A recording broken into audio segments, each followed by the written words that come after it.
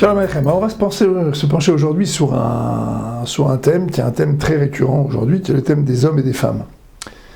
Et on va se poser une question, a priori surprenante, d'accord ? Est-ce que finalement il n'y a pas, d'après la tradition juive, en chacun d'entre nous, une part masculine et une part féminine ? Oui ou non ? Et si oui, quelles sont les conséquences de ce fait ?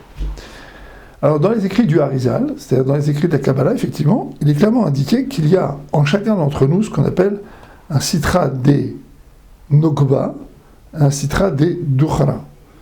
Il y a en nous un côté qui est un côté féminin et un côté masculin. Alors, il faut préciser ce que ça signifie dans le langage de la Kabbalah. La Kabbalah, c'est la mystique juive. Elle s'adresse à des concepts qui sont des concepts très puissants, qui sont des concepts très profonds. Qu'est-ce que ça veut dire quand la Kabbalah parle d'un côté masculin et d'un côté féminin? Dans la tradition juive, telle qu'elle est reprise dans la Kabbalah, le côté féminin et le côté masculin, en fait, sont des figures d'action. On nous montre ici, finalement, comment certaines forces agissent en nous et comment elles interagissent. La force féminine, c'est la force qui est capable de recevoir. Et on va expliquer pourquoi. La force masculine, c'est une force qui donne et qui pose son influence. Alors, de quoi il s'agit ici ? Est-ce qu'il s'agit ici de donner ici une diffusion de l'homme ? L'homme, c'est forcément quelqu'un qui donne et qui influence, et la femme est forcément quelqu'un qui reçoit ? Ou alors, ici, il s'agit plutôt de nous donner ici des indications sur certaines tendances qui existent en chacun d'entre nous. C'est-à-dire que les hommes ont des tendances masculines et féminines, et les femmes ont des tendances masculines et féminines. Alors, plutôt que de parler de tendance, on va faire autre chose. On va s'entendre sur un autre mot, qui va être la traduction ici de ces concepts. Il ne s'agit pas ici de tendance. Il s'agit ici de force. Dans la personnalité de chacun d'entre nous, dans la construction de notre personnalité, notre neshama, notre âme, la partie divine, pose son influence sur le ruach, sur l'esprit, qui nous permet de réfléchir et de faire des choix, et sur le nefesh, la partie basique de l'âme qui nous permet de fonctionner. Dans l'influence que va exercer notre neshama, notre partie divine, sur notre ruach, sur notre esprit, il y a une force qui est une force masculine et une force qui est une force féminine.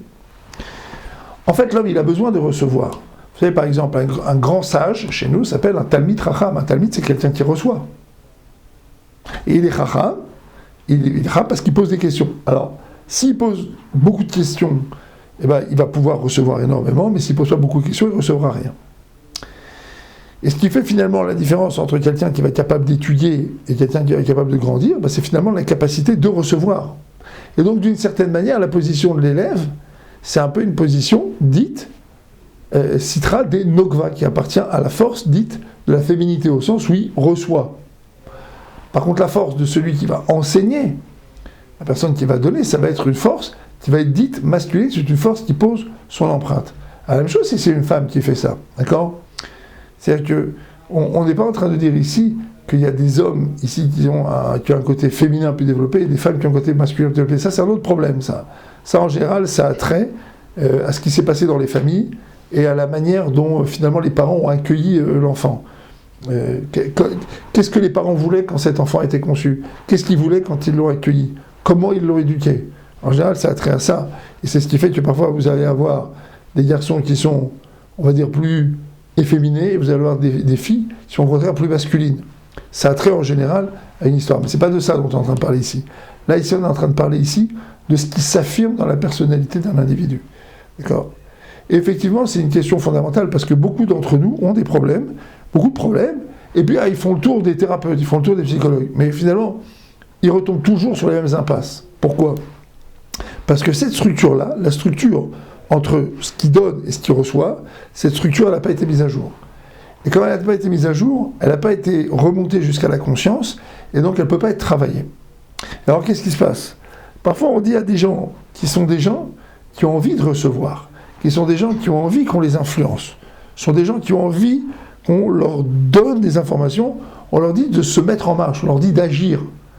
Et à d'autres personnes qui ont envie d'agir, on leur dit, ben non, au contraire, arrêtez d'agir, vous agissez trop. Vous agissez trop dans le couple, dans la famille, vous agissez trop, vous faites trop de balagas, trop de désordre, arrêtez d'agir. Et c'est comme ça qu'on trouble les choses. Il faut savoir repérer ces choses-là. Alors comment ça marche? Vous avez des gens qui, dans leur structure de pensée, ne conçoivent pas qu'il ne faille pas agir. C'est-à-dire que ce qui prime chez eux, c'est d'abord d'être dans l'action. C'est des gens qui vont vous dire, moi j'ai besoin d'agir, j'ai besoin de faire des choses, j'ai besoin pour me sentir bien, j'ai besoin d'être dans l'action. Alors ça, vous voyez, par exemple, c'est une tendance qui est très dite masculine par la Kabbalah. C'est-à-dire des gens qui vont vous dire, non, moi, vous savez, pour être dans mon élément, pour être là où je dois être, d'abord, avant toute chose, il faut que je prenne le temps de réfléchir, il faut que je me documente, il faut qu'on m'explique les choses, il faut que je consulte plusieurs avis, et ensuite on voit. Donc la personne, elle a plutôt ce côté à recevoir. Alors, il y a des gens qui vont dire, bah oui, mais ce que vous nous décrivez ici, c'est des gens qui finalement sont peut-être un petit peu emportés, impulsifs, et d'autres qui sont peut-être plus intelligents, qui ont plus de recul. Bah ouais, c'est comme ça qu'on se trompe dans l'analyse de nos problèmes. D'accord? Ça, c'est la face extérieure des choses. Oui, effectivement, la personne qui veut recevoir des informations, elle a l'air très réfléchie. Et celle qui veut agir, elle a l'air plus impulsive. Mais c'est pas ça. C'est pas ça la difficulté ici. Quand les gens sont en difficulté à cause de ça, ils agissent trop, donc ils agissent sur un terrain qui n'est pas le leur. Ils veulent se mêler de tout. C'est le mari qui veut se mêler de tout. Il est toujours en train de donner des conseils à sa femme sur la manière de faire la cuisine, poser les meubles, la décoration et tout, etc. Et la femme, elle dit, mais laisse-moi réfléchir, laisse-moi parler, elle a même plus son mot à dire. D'accord? Ou alors c'est la femme qui est hyper intrusive, qui est partout, etc., qui donne son avis sur tout, qui veut tout contrôler. Et donc le mari se retrouve dans une difficulté de communication. Ce qu'il faut comprendre, c'est que la racine de chacun d'entre nous se trouve dans les tendances de notre neshama, c'est-à-dire de la partie divine qui est en nous. Et cette racine, elle s'exprime dans certains comportements. À partir du moment où on sent qu'on est beaucoup dans l'action et qu'on est dans le don, qu'on est dans le partage, qu'on est dans l'envie d'une certaine présence, même physique, d'accord, on veut toujours être là, on veut toujours être présent, et on va avoir toutes sortes de conflits à cause de ça. Pourquoi? Parce qu'on va se mêler de choses qui ne nous regardent pas. Par exemple, le mari va avoir tendance à vouloir donner son avis sur tout ce que les enfants font, et les enfants vont mal le comprendre. Et du coup, il va rentrer en conflit avec sa femme. Donc on a ici un homme qui exprime une part masculine, d'accord, mais elle est mal reçue. Alors on va lui dire, écoute, regarde, voilà, tu peux agir différemment. Tu peux agir différemment dans ta famille. Sache que pour agir, tu n'es pas obligé de parler. Il suffit parfois que tu sois capable de bien comprendre les comportements de tes enfants, bien comprendre les comportements de ta femme, et que tu sois capable de leur dire, par exemple, qu'au lieu qu'un mari qui a tout le temps envie d'agir, tout le temps envie de donner son avis, il voit qu'il a un enfant, par exemple, qui est désordonné, il voit qu'il a un autre, par exemple, qui est plutôt méthodique, d'accord? Alors il va dire à un enfant qui est désordonné, il va lui dire, je vois que tu as des difficultés à ranger, est-ce que ça te plairait que je t'aide? D'accord? Celui qui est très méthodique, d'accord, mais qui parfois, par exemple, va être un petit peu moins sensible à ce qui se passe autour de lui. Elle va lui dire, tu sais, je vois que tu es très méthodique, je vois que tu fais bien les choses, et je suis très content pour toi, je suis très fier de toi. Je pense que ça serait bien que tu aides aussi tes frères et sœurs à faire ce qu'ils ont à faire. C'est-à-dire attirer l'attention de l'enfant sur ce qui se passe autour de lui. Maintenant, entre les époux, entre le mari et la femme, d'accord, pour une femme, par exemple, qui va être beaucoup dans l'action, et qui donc va, en quelque sorte, complètement envahir le champ familial. Donc elle est dans l'action. Elle a ce citra des dochra, elle a ce côté masculin, donc ce côté à être très présente dans la famille, et donc, du côté, d'une certaine manière, à laisser un peu moins de place au mari, d'accord? Alors on ne va pas lui dire d'agir un peu moins, on va lui demander d'agir avec son mari. On va lui demander d'associer son mari à certaines actions. Et on va lui demander au contraire, parfois, de se retirer de certaines actions pour que son mari agisse. D'accord? C'est-à-dire que, en fait, on va la laisser intervenir, parfois on va la freiner un petit peu dans son intervention, mais d'abord, avant toute chose, on va lui proposer d'associer sa famille à son mode d'action. Par exemple, une femme qui va toujours faire beaucoup de ménage, qui va toujours être dans le rangement, qui va toujours être très présente dans la maison, qui va m'exiger des choses, qu'on l'aide, qu'on soit là, etc. On va dire, ce qui serait bien, c'est que vous laissiez un petit peu de place à votre mari pour que votre mari puisse être associé en quelque sorte à ce que vous faites, parce que peut-être qu'il a envie de vous aider, il a envie de vous donner un coup de main. Donc vous voyez, cette architecture, c'est une architecture qui est une architecture très profonde, et dans les thérapies de couple très souvent, elle met du temps à émerger, elle met du temps à être dite.